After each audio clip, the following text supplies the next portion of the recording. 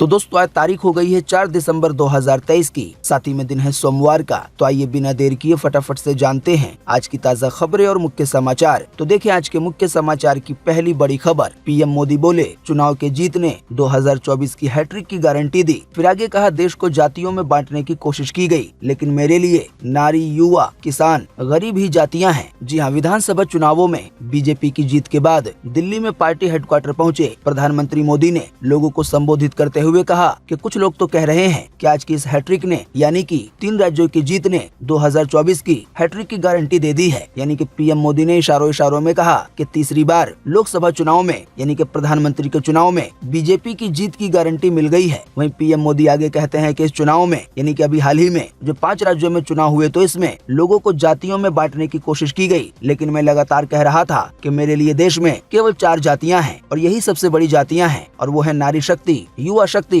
किसान और हमारे गरीब परिवार। यानी कि पीएम मोदी ने ये कहना चाहा कि इनके अलावा उनके लिए कोई और जातियां नहीं है। दोस्तों शायद आप जानते होंगे अभी हाल ही में देश में 5 राज्यों में विधानसभा चुनाव हुए थे। 5 राज्यों में से 4 के परिणाम यानी कि रिजल्ट बीते 3 दिसंबर को आए। तो आइए आपको झटपट से इसके बारे में बताते हैं। तो सबसे पहले देखिए मध्य प्रदेश का रिजल्ट। मध्य प्रदेश में विधानसभा की कुल 230 सीटें हैं। यहाँ पे बहुमत के लिए यानी कि सरकार बनाने के लिए 116 सीटों पर जीत की जरूरत थी। तो बीजेपी पार्टी ने मध्य प्रदेश में 230 सीटों में से 163 सीटों पे जीत हासिल की है। वहीं कांग्रेस ने 230 सीटों में से 66 सीटों पे जीत हासिल की है। दोस्तों आपको बता दें मध्य प्रदेश में कांग्रेस पार्टी को पिछले चुनाव के मुकाबले 48 सीटों का नुकसान हुआ है। यानी कि 5 साल पहले 2018 में जब विधानसभा के चुनाव हुए थे तो उस समय कांग्रेस पार्टी ने 230 में से 114 सीटों पे जीत हासिल की थी और भाजपा पार्टी को केवल 109 सीटें मिली थी। इसी की वजह से 2018 में मध्य प्रदेश में कांग्रेस की सरकार बन गई थी, लेकिन अब इस बार भाजपा की सरकार बनेगी क्योंकि भाजपा ने पिछली बार के मुकाबले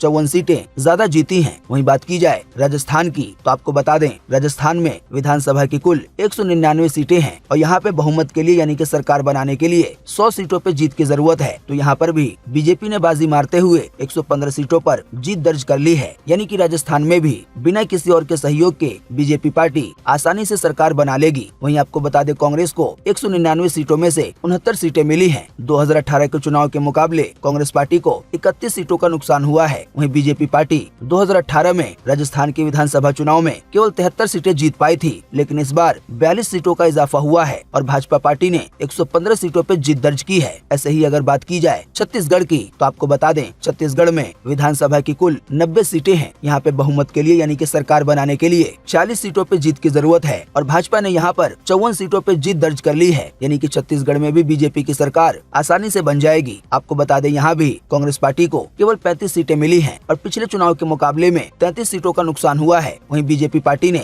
2018 में छत्तीसगढ़ में केवल 15 सीटों पे जीत दर्ज की थी, लेकिन इस बार 39 सीटों का फायदा हुआ है बीजेपी पार्टी को। ऐसे में भाजपा पार्टी ने कुल 54 सीटों पर इस बार जीत दर्ज की है। यानी कि कांग्रेस को यहाँ पर भी तगड़ा नुकसान हुआ है और बीजेपी पार्टी को तगड़ा फायदा हुआ है। इसी की वजह से अब छत्तीसगढ़ में भी बिल्कुल आसानी से भाजपा की सरकार बन जाएगी। वहीं अगर बात की जाए तेलंगाना की तो आपको बता दें तेलंगाना में विधानसभा की कुल 119 सीटें हैं और यहाँ पे जीत के लिए 60 सीटों पर जीत की जरूरत होती है। यानी कि यहाँ पे सरकार बनाने के लिए तो तेलंगाना में कांग्रेस ने बाजी मारते हुए 64 सीटों पे जीत दर्ज कर ली है। यानी कि तेलंगाना में अब कांग्रेस की सरकार बन जाएगी। अभी तक यहाँ पर बीआरएस की सरकार थी। बीआरएस पार्टी को पिछले चुनाव के मुकाबले 49 सीटों का घाटा हुआ है। 2018 में बीआरएस पार्टी जो कि वहीं की पार्टी है उसने 88 सीटों पे जीत दर्ज की थी, लेकिन इस बार बीआरएस पार्टी को केवल 39 सीटें मिली हैं। वहीं कांग्रेस पार्टी 2018 में यहाँ पर केवल 19 सीटें ला पाई थी, लेकिन इस बार 45 सीटों का फायदा होते हुए कांग्रेस ने कुल 64 सीटों पे जीत दर्ज की है। आपको बता दें यहाँ पर भाजपा का कोई खास बोलबाला नहीं है। यहाँ पे भाजपा को केवल 8 सीटों पे जीत दर्ज हुई है, लेकिन पिछली बार के मुकाबले 7 सीटों का फायदा हुआ है। यानी कि 2018 में बीजेपी पार्टी ने तेलंगाना में केवल 1 सीट पे जीत दर्ज की थी, लेकिन इस बार तेलंगाना में बीजेपी को 8 सीटें मिली हैं। आसान शब्दों में कहें तो तेलंगाना में कांग्रेस की सरकार बनेगी। बीआरएस की सत्ता हट गई है। वहीं अगर बात की जाए मिजोरम की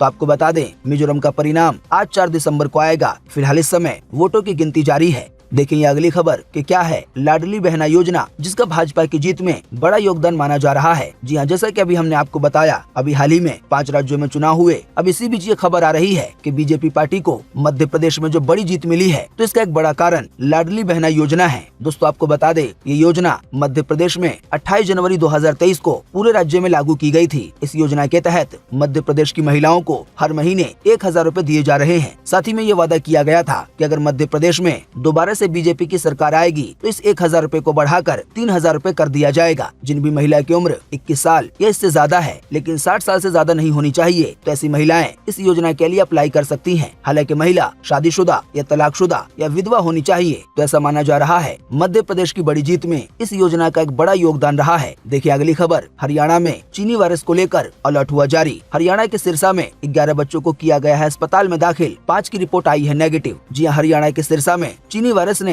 हड़कंप मचा दिया है। अस्पताल में 11 बच्चों को इससे ग्रस्त होने की संभावना के चलते अस्पताल में एडमिट किया गया है। कुल मिलाकर आसान शब्दों में कहें तो चीन में एक जो नई बीमारी फैली हुई है, जिसको निमोनिया की तरह बताया जा रहा है, इसको खुफिया बीमारी भी कहा जा रहा है। तो इसी बीमारी को लेकर हरियाणा में अलर्ट जारी किया गया है। बात यह है कि 11 बच्चों पर इस बात का शक हुआ था कि ये बच्चे इसी वाली नई बीमारी की चपेट में आ गए हैं। हालांकि बाद में 5 बच्चों की रिपोर्ट नेगेटिव आई है, लेकिन अभी बाकियों की जानकारी आना बाकी है। फिर उसके बाद पता चल पाएगा कि चीन का जो नया वायरस है, चीन की जो नई बीमारी है, कहीं वो अपने देश में एंटर तो नहीं कर गई है। आपको बता दें, अभी हाल ही में भारत सरकार के स्वास्थ्य मंत्रालय द्वारा भी इस बारे में अलर्ट जारी किया गया था। देखिए अगली खबर, चुनाव नतीजों के बाद सबसे सस्ता पेट्रोल 84 रूपए लीटर। कच्चे तेल के दाम में आई है गिरावट। जी हाँ, आज कच्चे तेल के दाम में गिरावट आई है। क्रूड ऑयल के भाव $80 प्रति बैरल नीचे आ गए हैं। 4 राज्यों के चुनाव नतीजों के बाद भी देश में सबसे सस्ता पेट्रोल पोर्ट ब्लेयर में है। पोर्ट ब्लेयर में आपको 1 लीटर पेट्रोल के लिए केवल 84 रूपए 10 पैसे देने होंगे। वहीं 1 लीटर डीजल के लिए आपको 79 रूपए 74 पैसे देने होंगे। बाकी पूरे देश के स्तर पर पेट्रोल डीजल के दामों में फिलहाल कोई भी बदलाव नहीं हुआ है। हालांकि बार बार साथ ही में ये जानकारी जरूर आ रही है कि लोकसभा चुनाव से पहले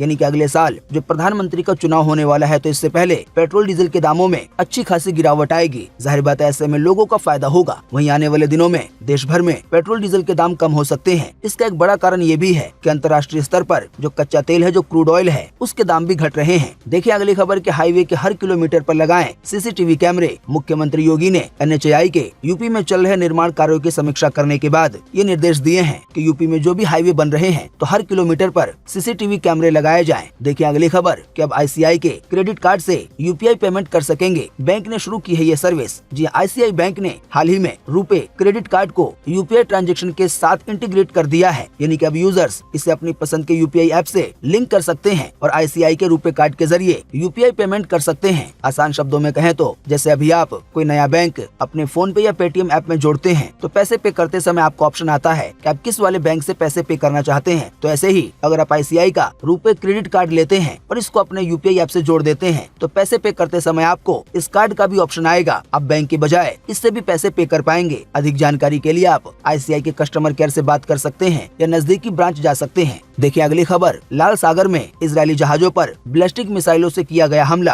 हुती विद्रोहियों ने 5 घंटों तक किया अटैक। अब दक्षिणी गाजा में चलेगा ग्राउंड ऑपरेशन। जी हां, इजराइल हमास जंग धीरे धीरे दूसरे इलाकों में भी फैलती जा रही है। न्यूज एजेंसी रॉयटर्स के मुताबिक अभी हाल ही में बीते रविवार को यमन के हुती विद्रोहियों ने लाल सागर में 3 जहाजों पर बैलिस्टिक मिसाइलों से हमला किया। इनमें से 2 इजराइल के जहाज बताए जा रहे हैं। वहीं अमेरिका ने कहा है कि उन्होंने लाल सागर में अपने युद्धपोत पर अटैक करने जा रहे 3 ड्रोन्स को मार गिराया। यानी कि अभी हाल ही में यमन के हुती विद्रोहियों द्वारा 3 पानी के जहाजों पर और अमेरिका के युद्धपोत पर भी हमला करने की कोशिश की गई। 3 पे तो हमला हो गया, लेकिन अमेरिका के युद्धपोत पर जो हमला होना था ड्रोन्स के जरिए, उसको रोक दिया गया। वहीं हमले के बाद हुती विद्रोहियों ने बयान जारी करके कहा कि इजराइल के जहाजों पर हमारे हमले जारी रहेंगे। कुल मिलाकर आसान शब्दों में कहें तो अगर हुती विद्रोही इसी तरह से हमले करते रहते हैं और हमले अगर आने वाले दिनों में बहुत ज्यादा बढ़ जाएंगे, तो फिर इजराइल की जंग हुती विद्रोहियों के साथ भी हो सकती है और फिर वहाँ पर भी आम जनता की जान जाएगी। वहीं इजराइल हमास को लेकर ताजा अपडेट यह है कि उत्तरी गाजा में ग्राउंड ऑपरेशन चलाने के बाद अब इजरायली सेना दक्षिण की ओर बढ़ रही है। इसके लिए लोगों को कई इलाके खाली करने के लिए कहा गया है। यानी कि उत्तरी गाजा में ग्राउंड ऑपरेशन चलाने के बाद, वहाँ पे अपने सैनिकों को भेजने के बाद अब गाजा पट्टी का जो दक्षिणी वाला हिस्सा है, वहाँ के भी कई इलाकों को खाली करने के लिए कहा जा रहा है, क्योंकि वहाँ पर भी इजराइल की सेना को ग्राउंड ऑपरेशन चलाना है। हमास के लड़ाकों को ढूंढना है, उसके ठिकानों को ढूंढना है। वहीं आपको बता दें, बीते 24 घंटों में इजराइल के बमबारी में 316 लोगों की जान जा चुकी है। वहीं 600 से ज्यादा लोग घायल हुए हैं। देखिए अगली खबर, IPL 2024 मिनी ऑक्शन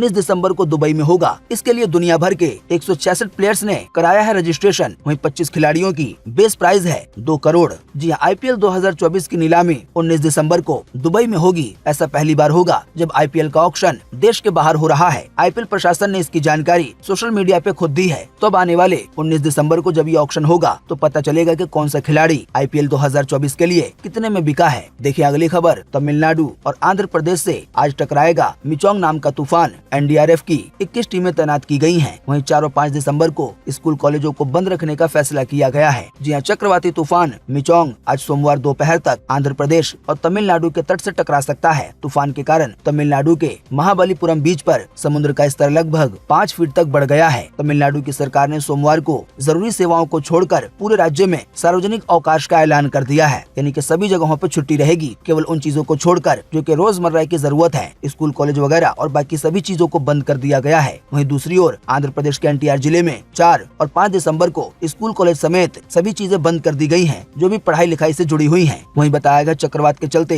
144 ट्रेनों को रद्द किया गया है, जो कि तटीय इलाकों से गुजरने वाली थी, यानी कि उन जगहों से जहां पर भयंकर तूफान आने वाला है। वहीं बताया गया है इसी बीच आंध्र प्रदेश के मुख्यमंत्री से PM मोदी ने बात की है और हालात का जायजा लिया है। देखिए अगली खबर, हिजाब में कैटवॉक पर हो गया है विवाद। बुरके में रैंप पे उतरी थी छात्राएं। असल में छात्राएं इसे क्रिएटिविटी मानती हैं, लेकिन उलमाओं ने इस पे ऐतराज जताया है। जी हाँ, यूपी के मुजफ्फरनगर के श्री राम कॉलेज में 24 से 26 नवंबर तक चले फैशन स्पेशल 2023 के दौरान छात्राओं के हिजाब में कैट वॉक करने का वीडियो सोशल मीडिया पे वायरल होते ही बवाल खड़ा कर दिया गया है। जमीयत उलमा हिंद के जिला संयोजक मौलाना मुकर्रम काजमी ने बुरके में कैट वॉक किए जाने पे ऐतराज जताया है। हालांकि Shri Ram group of college के मीडिया प्रभारी रवि गौतम का कहना है कि कॉलेज में हुए फैशन शो में कुछ छात्राओं ने बुरके पहनकर फैशन में हिस्सा लिया, इसे धर्म से जोड़कर नहीं देखना चाहिए। वहीं इस बारे में समाज सेविका निशात हुसैन ने कहा है कि हिजाब को फैशन का हिस्सा बनाना जरूरी है, ताकि नई जनरेशन इसी बहाने अपने जिस्म को सुरक्षित रख सके। हालांकि कई इसके खिलाफ हैं। कईयों का कहना है कि बुर्का तो बदन को छुपाने के लिए पहना जाता है, लेकिन इसकी नुमाइश करना, इसको दिखाना, ये तो बिल्कुल इसके उलट है। देखिए अगली खबर, 17वीं लोकसभा का आखिरी शीतकालीन सत्र आज से होगा शुरू। आने वाले 19 दिन में संसद में 21 बिल पेश किए जाएंगे। वहीं महुआ मोइत्रा के निष्कासन की सिफारिश पे स्पीकर करेंगे फैसला। जी हाँ, संसद का शीतकालीन सत्र आज 4 दिसंबर से शुरू हो रहा है। इस दौरान 21 बिल पेश किए जाएंगे, यानी कि कई तरह के नए कानून और कई कानूनों में बदलाव की संभावना है।